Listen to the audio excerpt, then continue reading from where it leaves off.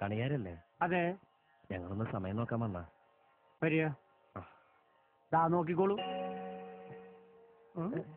2:30 മണിയായി. പോയിക്കോളൂ. ഓ സന്തോഷമായി. അതല്ല, ഒരു കല്യാണത്തിന് പൊരുത്തം നോക്കി മുഹൂർത്തം മുറിക്കാൻ വന്ന. അല്ല, പൊരുത്തം നോക്കി മുഹൂർത്തം കുറിക്കാൻ വന്ന. ഇതിനൊക്കെ പകല് വന്നുകൂടെ? സന്ധ്യ കഴിഞ്ഞാൽ ഇതൊന്നും നോക്കാൻ പാടില്ല. ചെറുക്കന് മിഡ് നൈറ്റിലാണ് സെറ്റപ്പ് ആയത്. നാളെ ഏർലി മോർണിംഗിൽ വെഡിങ് നടത്തണം. എല്ലാം ചടപടയെന്നായിരുന്നു. എന്താന്ന്? നമ്മൾ ബ്രാഹ്മണന്മാരാന്ന് വിചാരിച്ചു. എല്ലാം പെട്ടെന്നായിരുന്നേ. എന്നാ പിന്നെ കല്യാണം കൂടി കഴിഞ്ഞിട്ട് മുഹൂർത്തം നോക്കിയാ പോരായിരുന്നു? മതിയായിരുന്നു. വെറുതെ മനുഷ്യന്റെ ഉറക്കം കളഞ്ഞു. കണിയൻ സാർ അങ്ങനെ പറയരുത്. വിവരങ്ങൾക്ക് ഇത് പറയും. മഹാലക്ഷ്മി പാതിരാക്ക് വന്നാലും മടക്കി വിടാൻ പാടില്ലെന്നാ. മഹാലക്ഷ്മി ആരാ? മോള ഭാര്യ ഇരിക്കുമല്ലേ?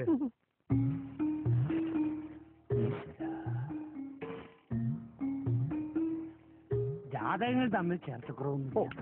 10-7 പൊരുത്തവും ഉണ്ട്. പക്ഷേ ഒരു കുഴപ്പം കാണുന്നുണ്ടല്ലോ.